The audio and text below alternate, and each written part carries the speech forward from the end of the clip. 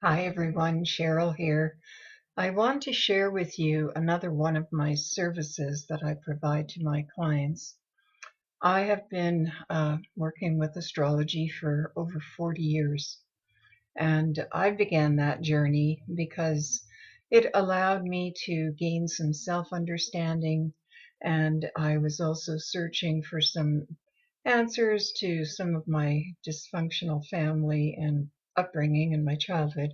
And it allowed me to um, see deeper into their patterns, their behaviors, to help understand it. I'm not saying that astrology is making us behave a certain way, and far from it.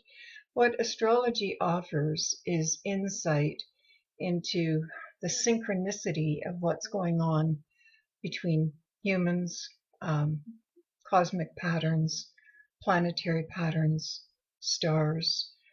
We are all part of the same system, so it's impossible to just look at one system in isolation of the rest. And so it helps us to glean information by studying certain uh, aspects between the planets because they symbolize different parts of what's contained within us. And so looking at a birth chart sort of reveals the dynamic, the psychological makeup, the weaknesses, the strengths. I've even studied medical astrology, and I've seen, some of the issues that can arise in relation to some of the hard aspects between various planets and what they symbolize and what they're related to, because each planet represents a different part of our personality, but it has a correlation to certain nutrients, foods, uh, various functions within the body.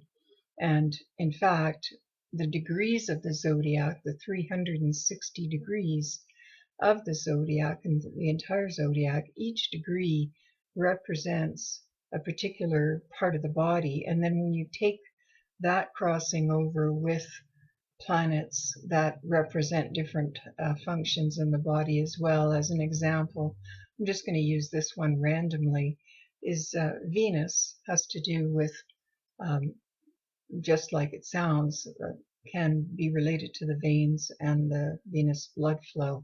It also is connected to sugars and the sweetness of life, because Venus represents what we're attracted to and what we want and what we desire. And sugar is often a big issue for a lot of people because it provides sort of a satisfaction and a comfort, although we know that sugar is a very poisonous substance and can cause all kinds of health problems, such as diabetes and whatnot. But that's just one little example of how the planets represent different uh, functions in the body and correlations. And so I have studied medical astrology as well. But I find it very fascinating and valuable for myself and for my clients to sort of gain understanding. I've done a lot of relationship counseling with astrology, helping couples to understand each other so that they can grasp how that person thinks, how they process their emotions. And it will be often very different from our own, but it helps us to understand and come to terms with um, where they're coming from, and not just jump to the conclusion that everybody is like us and that we should all respond the same way. These different angles of the planets and the houses in which they sit in, it describes, how that person functions. And it's correlated to, more of a cosmic or planetary cycle. Um, and that's the birth chart. Now, that's just one small part of astrology. You start looking at astrology and look at how the planets are moving through the heavens currently, and then how it's moving and triggering different aspects in your chart, in your birth chart. So it's an ongoing process, this spiral, as we go through space and time. there's an unfolding of how these planets are playing out and symbolically represent different psychological growth patterns, how it represents different tension points, and can also offer insight into various health issues that are um, can spring up at a certain time, and why they didn't appear prior to that, because the planets could be triggering something, a weak spot in the chart. And so in medical astrology, we look at midpoints quite a bit, because much like if you tie a string to two different um, posts, and then you tie it as tight as you can, and it seems really tight and taut, but the weak spot will always be the center part of that string, and you can make it move, and it'll be the most movable part of the string. It will be tight on either end, but it will be very weak in the middle. And so midpoints between the planets show where there could be weaknesses in the health, weaknesses that can be triggered by the moving planets in the skies and the heavens. And so astrology offers a wealth of information. I'm not saying that it's creating or making us behave a certain way, because I truly do not believe that. I think it is a symbolic and synchronistic system, so that, it's much like if you look at the day of your birth, and if you look at newspapers and the headlines that were happening on the day of your birth, there could be things like movies being released. Maybe there was, Rebel Without a Cause with James Dean, or maybe there was, Star Wars was just being released, and what does that represent for society, and how does it connect to a person? So it's going to color their attitude in a certain way. If you look at that synchronistic kind of event, Star Wars is about exploration and other worlds, and so the person will probably have a little bit different attitude, as opposed to somebody who was born when there were other things happening, maybe Vietnam War, or maybe there was issues going on with the Cold War and other ways, and so those reflections will color a certain part of you, because they are happening in the world, and they're sort of permeating everything around you. So it's bound to impact you and how you respond in life, because that energy is around you and within you. So astrology to me is something that I've always valued. I feel like it provides great insight. And like I said, we look at many parts of the chart. So just as a brief synopsis, we look at the planets, the signs, and the houses. Now that's very simplistic, but that all is overlapped along with many other techniques. You know, it can be very complex the more you dive into it. I continue to learn even after, 40 plus years. I'm always learning something new about astrology, because there's always people discovering new techniques, new awareness. There's things that can be revealed. Some people have devised systems where you can look at the past lives, and you can see what the lessons were just in the chart. And there's many, many layers to working with astrology. You can even do astrology charts for your location and time and space where you are. And some people will find that they function better in a different part of the world, because their chart just has certain aspects that are correlated to the chart of the country or the city, because everything has a birth. I briefly studied financial astrology, and charts are created for the initial public offering, and so that'll color and describe how that company performs, how it functions as you know a company in the public sector, and how the investments will go. So there's many layers to astrology, and it's not just as simple as knowing your sun sign, because that is just a tiny fraction of what is actually going on with astrology. We need, when we're calculating a birth chart, we need the exact time of birth. We need the longitude, latitude of where you were born. And, the timing is important because the moon changes position very quickly or frequently. It changes signs every 2.5 days. So if you have the time of birth and you're not clear on it, there's a vast difference between being born at 8 a.m. versus 8 p.m. of the same day. The moon will have moved significantly, and that could put it in a whole different house. That can put it in a different angle to the other planets, and that colors the meaning entirely differently. So, you know, it's something to consider if you're looking or searching for self-understanding, or you're looking for understanding your partner, or you're looking to understand your family and your roots. Sometimes in astrology there are astrological patterns that repeat themselves within a family unit, and they might all have a very similar pattern, different signs, different planets, but the angles of the planets, as an example, I've done charts for uh, siblings where their mother and father did not get along, and their mother was not very supportive. She was not present emotionally for them. And the configuration was the same for both of them, even though it was different signs and they were born in different years. So the configuration was Saturn conjuncting the moon and squaring the sun. So what that sort of showed was that Saturn conjuncting or sitting next to the moon showed difficulty with emotional support from the mother.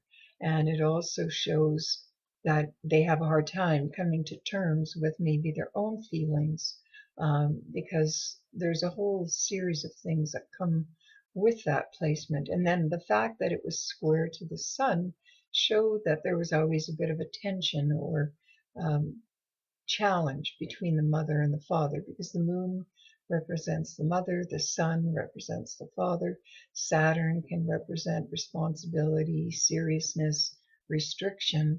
And so everything about the mother was serious, everything about the mother was limiting, and she was highly critical of them, and to both of them, even though they were in different signs and in different years of their birth. So it's quite interesting to observe these things and to gain understanding.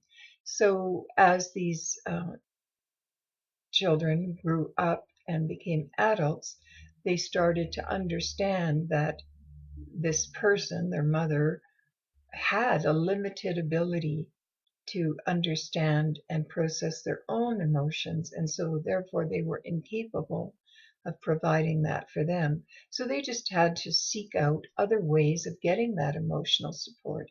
And that was also indicated in other parts of the chart as to how they could do that.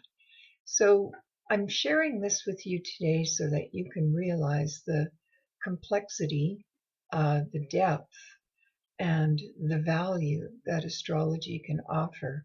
Um, I started in the 70s, and I actually recall writing a paper in junior high school about astrology, and that was sort of my first introduction to astrology. But then as I became an adult and I started studying more seriously astrology, and I taught myself how to do the calculations of a birth chart, it was very tedious and labor intensive to work with the longitude, latitude, figure out um, the times, the time zones. You have to know if certain parts of the world have daylight savings times or not. And that is all a factor into calculating the chart. Nowadays, it's so easy. Anybody can go online and find a site that will calculate their chart uh, often free of charge, just the mathematics of it. But at the time I started, it would take me 30 to 45 minutes to do the math, to calculate all the planetary positions and the house placement and figure that all out. And my first actual computer, if you will, which is quite humorous and amusing. I have it here today. I thought I'd show it to you. It is something that was sold, I think I bought it at a Kohl's bookstore, and it's made by the Canadian company Coleco, which I'm sure some people are familiar with, and it's battery operated. And I mean, I'm going to turn it on just so you can hear the sounds because it's quite humorous. It seems like something out of an old Star Trek movie, but when you hear it, I won't do the calculations on it, but when you turn it on, you've got this light blinking and this crazy sound. I guess at the time, that was the thing to make it sound like, oh boy, this is something high tech. Anyway, it did do not a bad job of calculating the placement of the planets. You had to go through a system of entering in your data and information, and they have a chart in the book. I still have that. I mean, this is dated from 1979. I got this. And I don't think I paid very much for it. And I've saved it all these years because I think it's quite amusing that even back then they were thinking forward and thinking of technology, but very primitively, of course. It helped save some time when I was doing chart calculations for sure. But anyway, that's another whole thing altogether. On the more serious side, though, I feel that there's so much value to be found with astrology. I also, not only do I do the birth chart calculations and consultations, but I also do compatibility, like I said, mentioned earlier, and some couples counseling with that. And then I also work with what we call transits. So seeing how your birth chart is, how it functions, and then looking at the current, if you will, astrological weather as the planets continue to move through the sky. They move around your chart and they are triggering different growth patterns. And so I offer a 1 year forecast for my clients, and I provide um, a chart and a graph that shows exactly when these transits are happening, um, so they can see very clearly. The graph is quite helpful because it shows when there's an overlap of when there might be multiple transits happening, so it's a more intense time. And these are unique for you. They're all calculated based on an accurate birth time in your birth chart. And then as the planets continue to move, like I said, it's triggering certain things, and I list dates. We discuss what that all means, how it could play out. As an example, something that happens for everybody. Um, we have what we call planetary returns, and one that is very common and notable for most people is our Saturn return. And Saturn takes about 28, 29 years to go around the zodiac and go back to the very place that it was at the time of your birth. And in astrology, we look at that as an astrological maturity point where you are sort of reviewing what you want to accomplish in life. You have a look at, okay, what am I doing right now? And is this where I want to continue to go forward? Or do I need a big change to change my life direction? A lot of people go through that. In fact, I did. You know, my I have two careers really. I'm an artist, but at the age of my Saturn return, that's when I started getting seriously involved in my practice that I'm involved in now with my healing work. I felt like I wanted more. Not that I was dissatisfied completely with being an artist and doing the art, but I felt like I needed more and I needed to add on. And it was sort of correlated to some of my health issues and my healing journey, and so therefore I started to look at that more seriously. But a lot of times people will either reinforce what they're doing at a Saturn return, like they're more committed, they're more serious about it, and they dig in for the long haul. And then other times people have a realization that, you know what, this isn't what I want to continue doing for the rest of my life. I need to make a big change, and I need to do it now before I get too much older. And so, that first Saturn return at that age is sort of could be a big shift. When you get to the second Saturn return, which happens, around the age of double 20, we're looking at around 56, 57, 58, depending on how planet is moving and how fast or slow it's moving, because it's not moving at the same speed all the time, so it will slightly vary. But the second Saturn return might be an echo of the first one, and it may just have a new layer added onto it. And we can glean some insight into that second Saturn return from what took place during the first one. And that's how we look at the patterns in astrology. It's a way of self-discovery to make the most of who you are, your nature, your makeup, your strengths, your weaknesses. So valuable. So I could go on and on and on. As you know, I sound a little more passionate about astrology, but I think that I don't want to take too much of your time in one session talking about this. I wanted to sort of dip your toes in the water of astrology and get a feel for it. And if you're interested in contacting me, I do offer consultations, in other locations. It doesn't have to be just Calgary. I can do consultations via video or phone, and I send information and PDF files for, any information and printouts. I can certainly send them to you. So you can see my contact information. That'll be scrolling on the screen. And if you're interested, if you're serious about pursuing some astrology with me, please feel free to contact me. Have a great day, and I hope that helped to open your mind a little bit about what astrology can offer you. Again, have a wonderful day.